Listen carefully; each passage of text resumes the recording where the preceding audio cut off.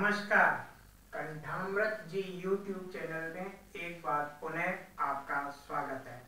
10वीं कक्षा के लिए हिंदी के अपाठ्यक्रम की पाठ्य पुस्तक क्षितिज भाग 2 के अंतर्गत आज हम पढ़ेंगे सूरदास के पद।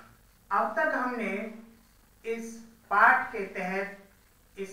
के तहत सूरदास के जीवन और साहित्यिक परिचय को पढ़ लिया है, समझ लिया है।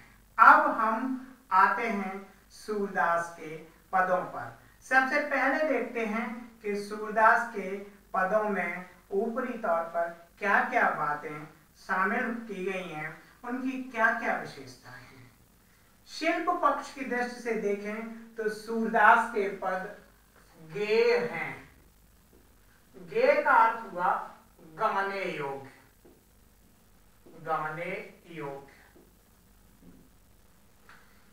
इसका तात्पर्य है कि सूरदास के पद एक लय में बंधे हुए हैं, एक तुक ताल में बंधे हुए हैं और उन्हें वाद्य यंत्रों की सहायता से गाया जाता है, जा सकता है। उनमें एक विशेष मधुर ध्वनि झंकृत होती है। सूरदास के जो पद हैं और उनके अन्य साथी जो अष्टछाप के कहे जाते थे, वे अष्टछाप के कवि सूरदास के साथ साथ जो गाते थे, उन सभी के पद गाने योग्य हैं।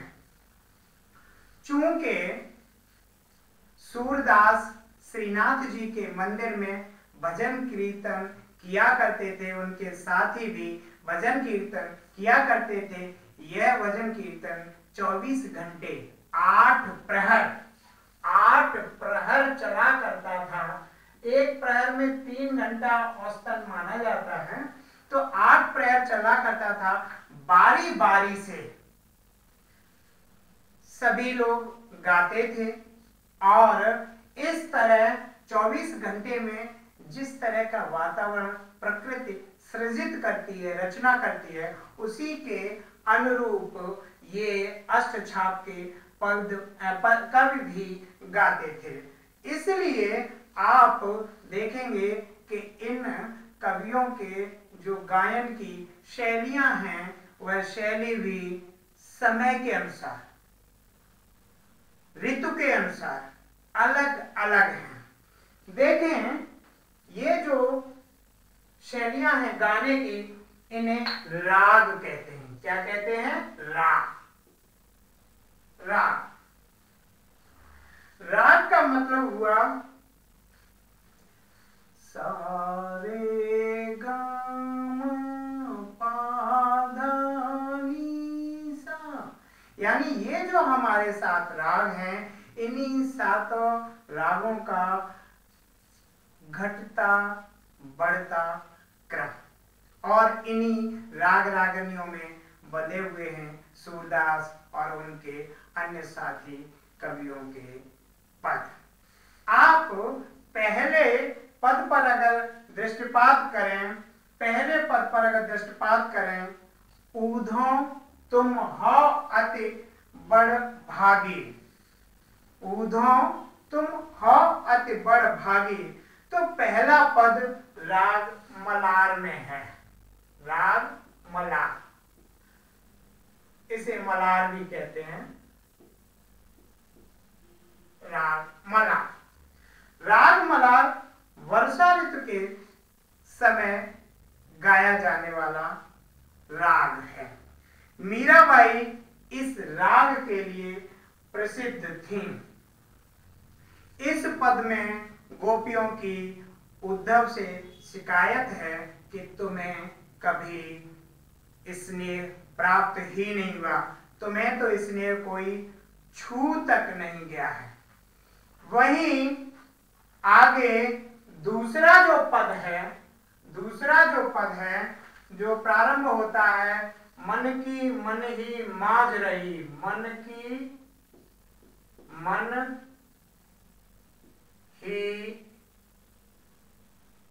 माज रही,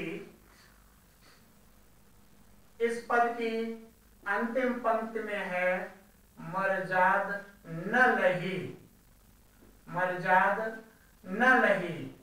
यह पद राग सारंग में है। कौन से राग में है? राग सारंग, राग सारंग। राग सारंग में ये पद दिन में मध्याह्न के समय गाया जाता है। ये राग मलार वर्षा ऋतु में है, ये वर्षा ऋतु में है। वहीं ये राग सारंग मध्याह्न में। दिन के हिसाब से देखें, वहां ऋतु के हिसाब से देखा है, यहाँ दिन के हिसाब से देखें तो राग सारंग मध्याह्न में गाया जाता है।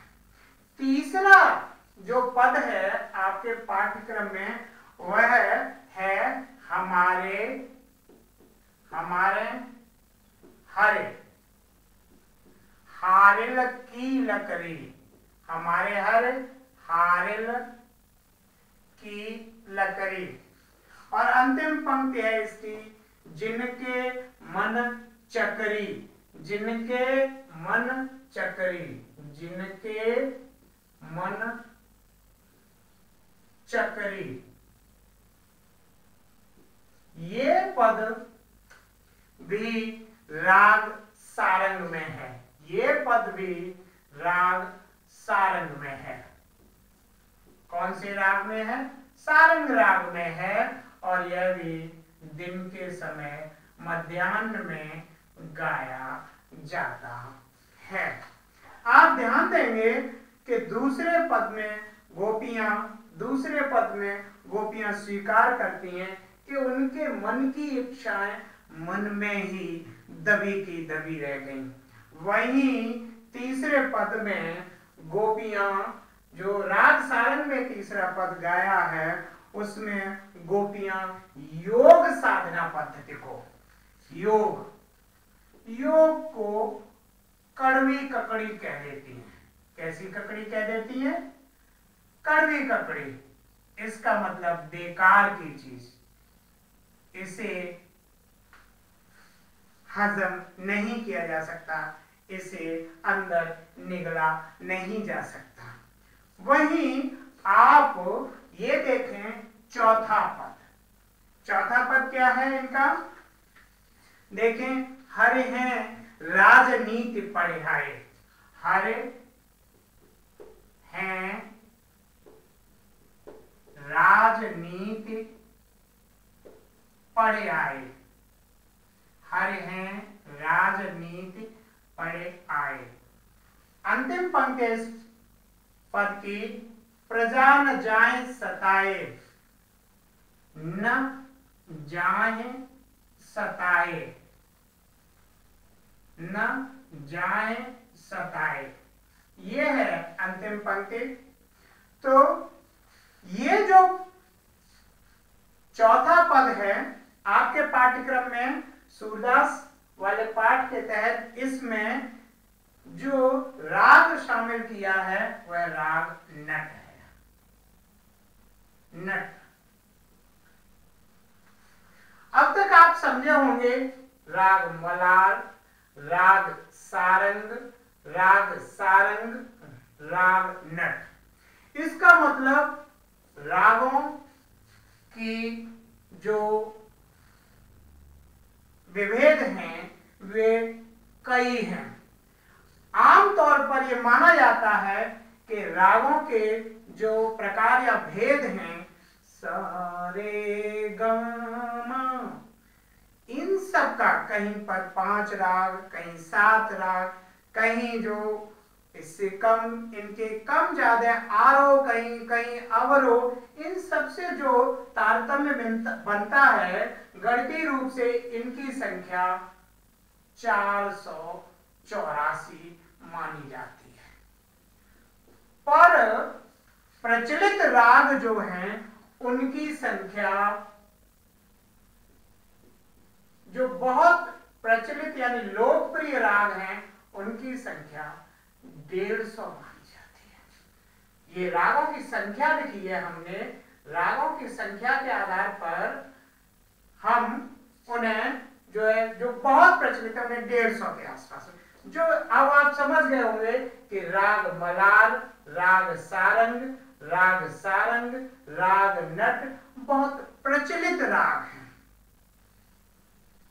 सूरदास और उनके साथी जो अष्टछाप के कवि कहे गए, जैसे सूरदास, परमानंद दास, कुम्मन दास, छीत स्वामी, गोविंद स्वामी आदि जो कवि हैं वे इन रागों में पारंगत थे। भारतीय शास्त्रीय संगीत की परंपरा भी बहुत घनी गहरी है, उसकी नींव बहुत घनी गहरी है। ये पद इस बात के प्रमाण है। आइए सबसे पहले पद पर आए, और जो राग मलार में है, मैं उतना दक्ष तो नहीं हूं, फिर भी मेरा प्रयास है ये कि उस राग मलार की तरह इसे गाया जाए। तो चलते हैं राग मलार में। पहला पद, ऊदो तुम होत बड़ भागी। ऊदो तुम होत बड़ भागी, ऊदो तुम होत बड़ भागी, अपरस रहत स्नेह तगाते, अपरस रहत स्नेह तगाते, अपरस रहत स्नेह तगाते, नाहि मन अनुरागी, ऊदो तुम होत बड़ भागी, ऊदो तुम होत बड़ भागी। पुरैन पात रहत जल भीतर, पुरैन पात रहत जल भीतर, पुरैन पात रहत जल भीतर, तारस देह न दागी, ऊदो तुम होत बड़ भागी, ऊदो तुम होत बड़ भागी। ज्यों जल माह तेल की गागरे, ज्यों जल माह तेल की गागरे, ज्यों जल माह तेल की गागरे, बूंदन ताको लागी, ऊदो तुम होत बड़ भागी। प्रीति नदी में पाँव न बोर्यो, प्रीति नदी में पाँव न बोर्यो, प्रीति नदी में पाँव न बोर्यो, दृष्टिन रूप परागी, ऊदो तुम होत बड़ भागी। सूरदास अब लाहम भोरी, सूरदास अब लाहम भोरी, सूरदास अब लाहम भोरी, गुर चाटी ज्यों पागी, ऊदो तुम होत बड़ भागी, ऊदो तुम होत बड़ भागी। तो इस तरह है ये पहला पद, ऊदो तुम होत बड़ भागी, और राग मलार में गाया गया है। दूसरा पद देखें, जिसमें गोपियों के मन की इच्छा मन में ही दबी रह गई है, राग सारंग में गाया गया है ये। और ये राग सारंग के जो गाने की परंपरा है, जो शैली है, जो समय चुना है शास्त्रीय संगीतकारों ने, वह मध्याह्न है, यानी दोपहर का समय। मन की मन ही मांझ रही, मन की मन ही मांझ रही, कहिए जाए कौन पे ऊदो,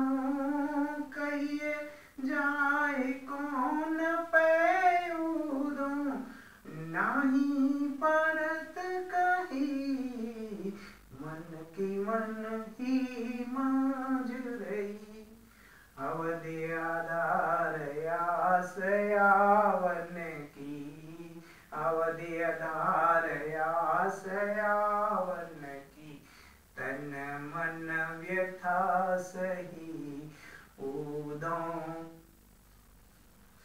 मन की मन ही माज रही।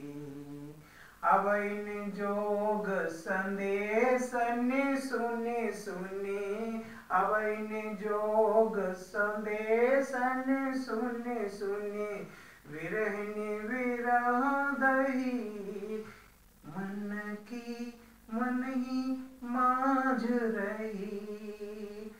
चाहती होती गुहार जीते ते, चाहते हती गुहार जीते ते, उतते धार बही मन की मन ही माज रही।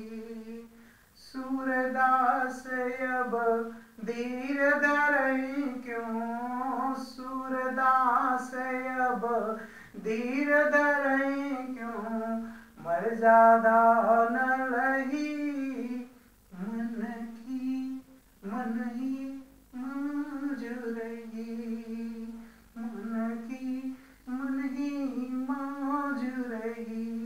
राग सारंग में अब इसके बाद तीसरा पद जो पुनः राग सारंग में ही है, जिसे मध्याह्न में गाया जाता है। हमारे हरे हार लकी लकरी, हमारे हरे हार लकी लकरी, मन क्रम वचन नंद नंदनयुर, मन क्रम वचन नंद नंदनयुर, दृढ़ करे पकड़ी हमारे हरे हार लकी लकरी। जागत सोवत स्वप्न दिवस निसी, जागत सोवत स्वप्न दिवस निसी, कान कान जकरी हमारे हरे हार लकी लकरी, हमारे हरे हार लकी लकरी। सुनत जोग लागत है सो, सुनत जोग लागत है सो, ज्यों करुई ककरी हमारे हरे हार लकी लकरी। सुतों व्याधि हमको ले आए, सुतों व्याधि हमको ले आए, देखी सुनी न करी हमारे हरे हार लकी लकरी। यह तो सूर तिन्हीं सौंपो, यह तो सूर तिन्हीं ले सौंपो, जिनके मन चकरी हमारे हरे हार लकी लकरी। राग सारंग में आपने इस पद को सुना। अब राग नट में अंतिम और चौथा पद। हरे हैं राजनीति पढ़ आए, हरे हैं राजनीति पढ़ आए, समझी बात कहत मधुकर के, समझी बात कहत मधुकर के, समाचार सब पाए, हरे हैं राजनीति पढ़ आए। एक अति चतुर हूँ ते पहले ही, एक अति चतुर हूँ ते पहले ही, अब गुरु ग्रंथ पढ़ाए, हरे हैं राजनीति पढ़ आए। बड़ी बुद्धि जानी जो उनकी, बड़ी बुद्धि जानी जो उनकी, जोग संदेश पठाए हरे हैं राजनीति पढ़े आए, उदों भले लोग आगे के, उदों भले लोग आगे के, परहित डोलत धाए हरे हैं राजनीति पढ़े आए। अब अपने मन फेर पाई हैं, अब अपने मन फेर पाई हैं, चलत जुहुते चुराए हरे हैं राजनीति पढ़े आए। ते क्यों अनीति करें आपुन, ते क्यों अनीति करें आपुन, जे और अनीति छुड़ाए हरे राजनीति पढ़े आए। राजधर्म तो यह सूर, राजधर्म तो यह सूर, जो प्रजा न जाहि सताए हरे हैं राजनीति पढ़े आए, हरे हैं राजनीति पढ़े आए। इस तरह आपने राग नट में इस चौथे पद को पढ़ा। यह राग नट भोर के समय प्रातः काल में गाया जाता है। अब आइए पहले पद पर। पहला पद, उदो तुम हो अति बड़ भागी। शब्द और अर्थ की नजर से देखें तो देखें, शब्दार्थ देखें। उदो उद्धव जी के लिए कहा गया है, तुम हो अति माने बहुत ज्यादा, बड़ भागी। शब्द देखें, बड़ भागी।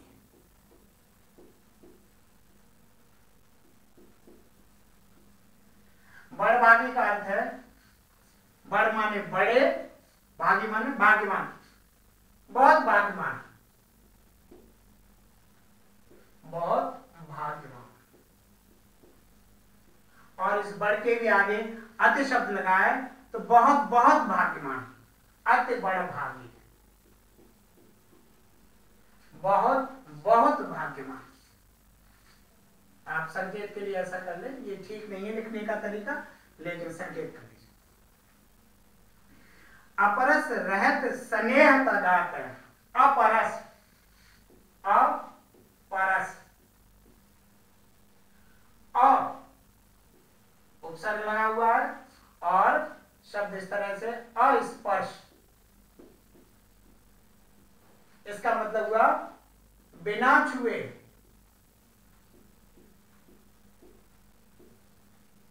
यानी स्नेह, प्रेम, यानी प्रेम तत्व इन्हें छू तक नहीं पाया। किन्हें? उद्धव को। नाहिन मन अनुरागी, नाहिन नहीं के अर्थ में नहीं, तो नहीं, मन हृदय, अनुरागी प्रेम युक्त, यानी मन में हृदय में प्रेम नहीं है, मन में हृदय में प्रेम नहीं है। पुरैन पात रहित जल भीतर, पुरैन, पुर इन, पात, पुरैन माने होता है कमल, पात माने पत्ता, यानी कमल का पत्ता। तुलना की जा रही है। पुरैन पात रहत जल भीतर, तारस देन दागी, उसके शरीर पर किसी तरह का दाग धब्बा नहीं लगता है। पानी का, यानी वह पानी में गलता नहीं है, उस पर पानी का कोई प्रभाव नहीं पड़ता है। दूसरा उदाहरण दे रहे हैं, ज्यों जलमाह तेल की गागर, गागर मतलब घड़ा, कलश, गागरे, ज्यों जलमाह तेल की गागर, घड़ा या कलश। बूंद न ताको लागे, जिस प्रकार तेल के घड़े यानी चिकने घड़े को पानी के निकट लाया जाए तो उस पर पानी टिकता नहीं है। ताको माने उसको,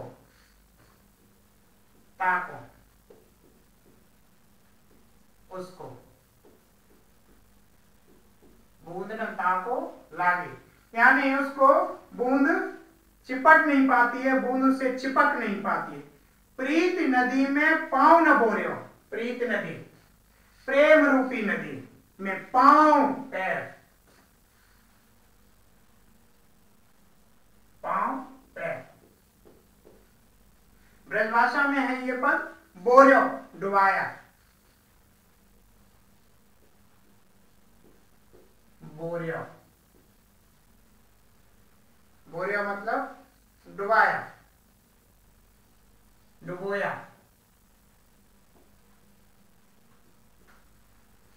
दृष्टि ने रूप परागी, और दृष्टि में, नजरों में पराग, वही प्रेम के कण कहीं से भी नहीं है। सूरदास, सूरदास ही कहते हैं कि गोपियां कहती हैं, सूरदास अबला हम भोरी, अबला, अबला शब्द स्त्रियों के लिए प्रयोग किया गया है, और यहां अबला का शाब्दिक अर्थ तो स्त्री, और यहां गोपी के लिए या गोपियों के लिए, गोपियां। अबला हम भोरी, भोरी मतलब भोली, सीधी सादी हैं, गोपियां खुद कह रही कि हम बहुत सीधे साधे हैं। और हम उसी प्रकार कृष्ण से, अपने कृष्ण से, अपने कान्हा से प्रेम करते हैं जिस प्रकार, जिस प्रकार एक चींटी गुड़ से, यानी गुड़ से, मिठाई, गुड़,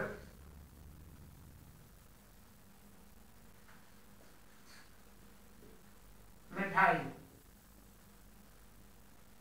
गुड़,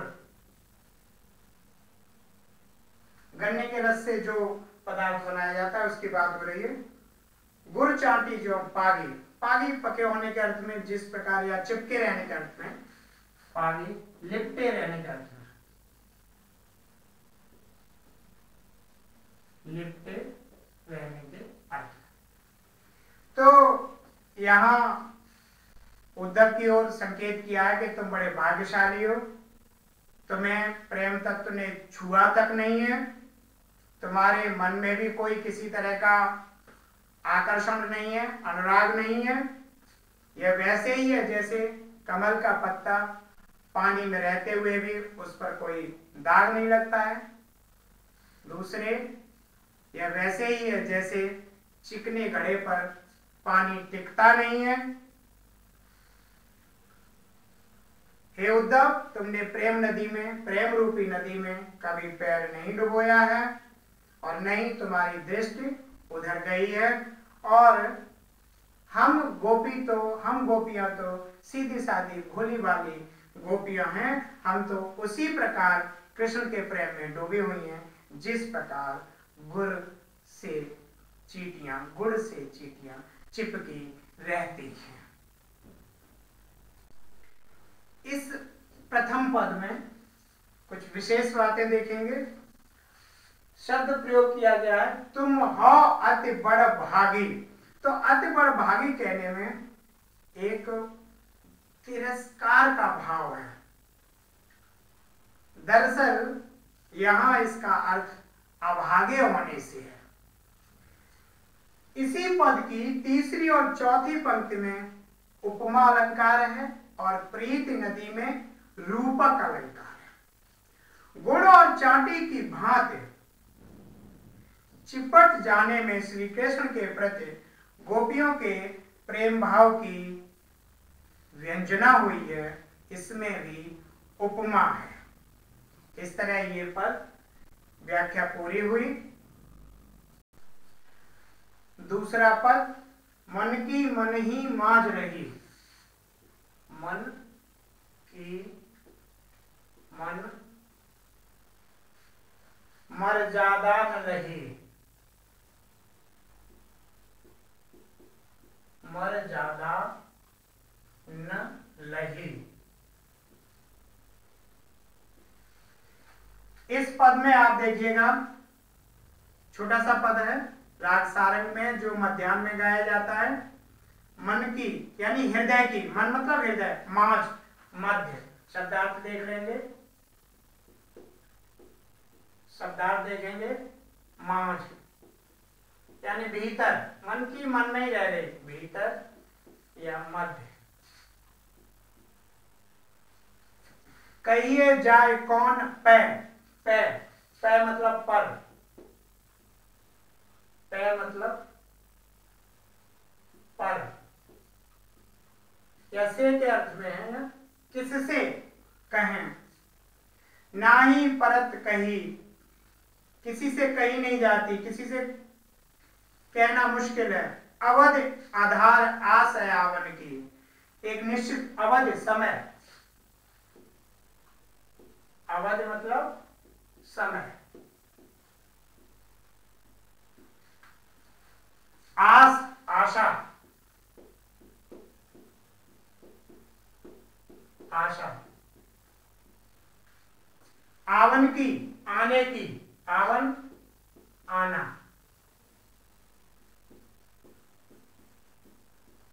अवध आधार आधार आस आस आवन की, तन मन विधा सही, विधा व्यथा, कष्ट, परेशानी, मुसीबत। अब इन जोग संदेशन सुन सुन, जोग, जोग मतलब योग। संदेशन बहुवचन है, ने प्रत्यय लगाया गया है। योग के संदेश सुन सुन के विरहन विरह दही, विरहन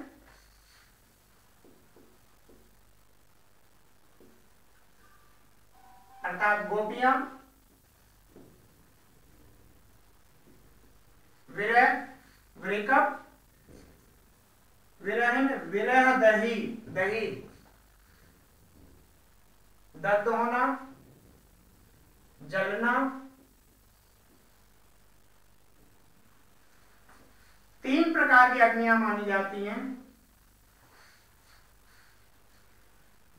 एक अग्नि उसमें से है विरहानल, विरहानल। यहां पर विरहानल की बात हो रही है। तीनों की जब बात करें तो विरहानल, वियोग श्रृंगार, जठरानल पेट की भूख, विरहानल, जठरानल और दावानल जंगल आदि में लगी आग। ये तीन अग्नियां मानी जाती हैं। यहां पर विरहानल की बात कर रही है। गोपियां जो है दही जल गई हैं। चाहत हुती, हुती मतलब थी, हुती मतलब थी।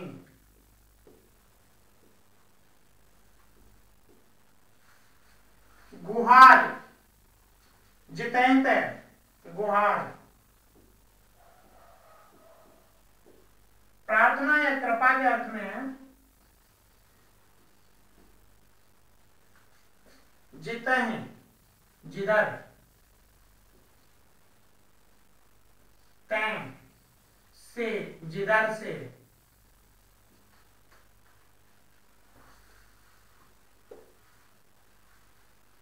उततें धार बही, उततें, उततें, उततें उधर से।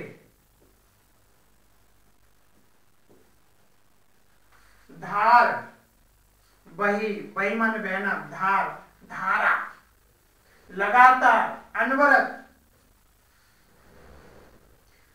सूरदास अब धीर धरई क्यों, धीर,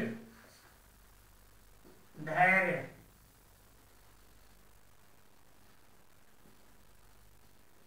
धरें, धारण करना, रखना। अब किस तरह धैर्य को धारण करें, मर्यादा न लही, मर्यादा,